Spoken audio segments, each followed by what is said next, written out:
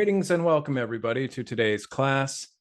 My name is David Lotherington. I am the creator of the House of L Mystery School, an empath, a channel, and an energy healer, you might say. And today we're going to be learning about empathy. So let's get started.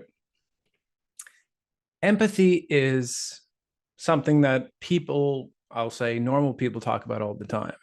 It's typically reserved for those who are compassionate, loving, and caring individuals. But empathy is actually a psychic ability, and it's called empathy. So empathy is the ability to feel other people's emotions as your own. And empathy can be wonderful to have and very generous from spirit for you to have this ability. But it can also be very debilitating if you don't understand it or know how to use it properly or know how to control it. So let's talk about empathy and let's learn a little bit more about it so you can help yourself in your life. Empathy, as stated before, is the ability to feel other people's emotions as your own, or clear feeling. Whereas if you have clairsentience, just to confuse you a little bit, this is also clear feeling as well. But clairsentience has to do with the ability to feel warmth, cool, tingles, and goosebumps from spirit. Whereas empathy is clear feeling as well. This is the ability to feel emotions, but not the tingles, not the goosebumps, not the warmth and the cool sensations of spirit. So just to define and separate these two terms, no, they're both clear feeling, but one's emotions and one is tinglies and goosebumps and warmth and cool sensations. Okay. And that there's other sensations that go with that, but we'll do another video on that eventually. So empaths are these beautiful lights. They shine very brightly, but what happens in life with lights is that there are a lot of bugs that are attracted to lights. And these bugs don't know why they're attracted to light. They just think it's so beautiful.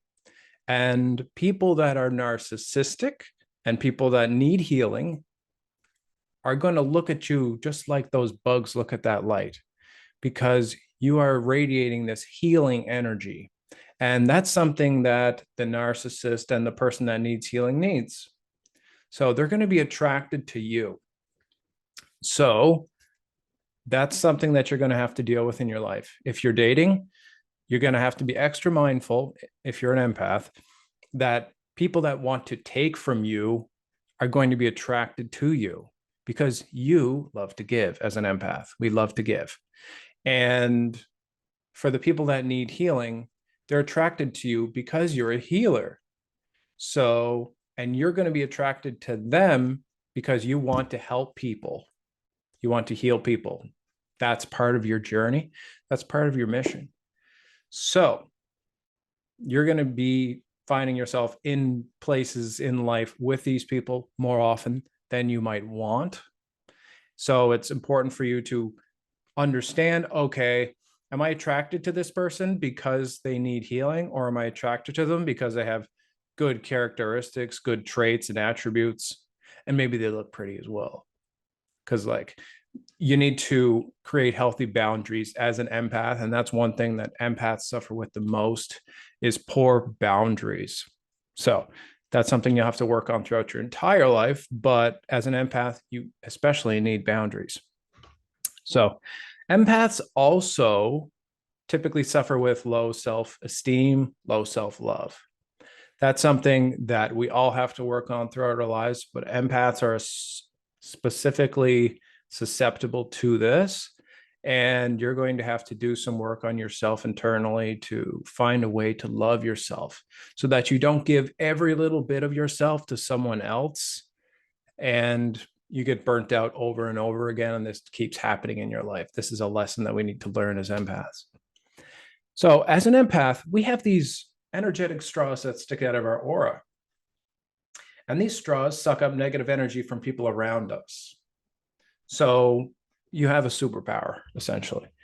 And but some people would say it's not a superpower because it can be very overwhelming if you don't know that you're an empath, or even if you know that you're an empath, but it's just not in control. So let's say you go into a schoolroom and there's lots of people going through their shit in life. And you're sitting in class, you're feeling anxious, you're feeling angry, you're feeling sad, you're feeling a little bit of happiness, and your emotions keep changing. That's because it's not your emotions that you're feeling. Well, it may be your own, but it's also the emotions of the people around you. You're feeling the frustrations of the teacher. You're feeling the anxiety from the people, the person in the back, or the sad emo person over here, for example. So you're feeling all of that. And at the end of the day, you just have to go home and find a way to decompress, find a way to get your personal time. So empaths all need more personal time. Spend more time in the environment, spend more time with an animal. They can help you to transmute that energy, because what happens is, let's say you're in the classroom, you're sucking up all this negative energy from people and you're putting it on yourself. You need time to transmute that energy into light. And that means you need more personal time. And there's no shame in that. That's one of these boundaries you'll have to establish. Whoever you're dating, just let them know, I need personal time once in a while just to decompress, just to do what I need to do. And they'll have to appreciate that. If they don't, then they're overstepping your boundaries. That's disrespectful, and you don't need that in a relationship. So that is the beginnings of empathy, but there's so much more. And empathy plays a part in telepathy as well. Now, we learned about telepathy in our last class, but telepathy is your ability to entrain your frequency to match that of a person, place, or thing, you might say. When you use telepathy, you may use it through many different clair abilities. But when you use empathy with your telepathy, it becomes the next thing. So let's say you're talking to a very advanced being, let's say a Pleiadian, because everybody knows about them. They're more intelligent than humans, which means they have the capability to manipulate you if they want. But empaths have a superpower, and that is the ability to tell a difference in a lie and the truth. So the truth is one frequency and a lie is one frequency. Empaths have the ability to decipher the difference between these two frequencies, which means that if a Pleiadian, for this example, lies to you, they may be able to intellectually convince you of something that's not true. But if you use your empathy, you'll be able to see through that and see their true intention behind that message. And that is the strength of the empath. That's the resonance that you have to come to understand within yourself. And once you start to know the difference in yes and a no, or a true and an untrue fact, then you'll be a much stronger empath. So empaths, we also have the capability to see through the masks that people wear in their everyday life. So we have a bullshit meter, you might say. And this allows us to see through a fake person's facade that they're putting on, to let you know that, hey, I'm this person and I'm acting like this person.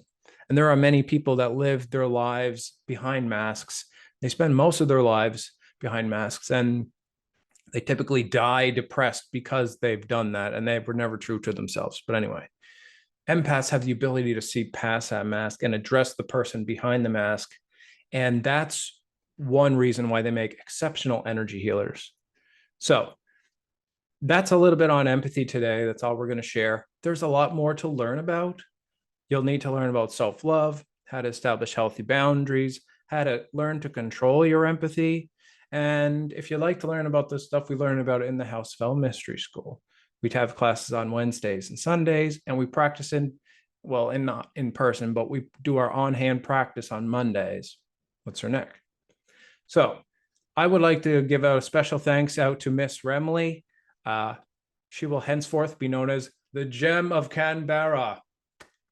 And I'd like to give her a special thank you for supporting me for the last 3 years with donations and always watching my videos and all that. That means the world to me.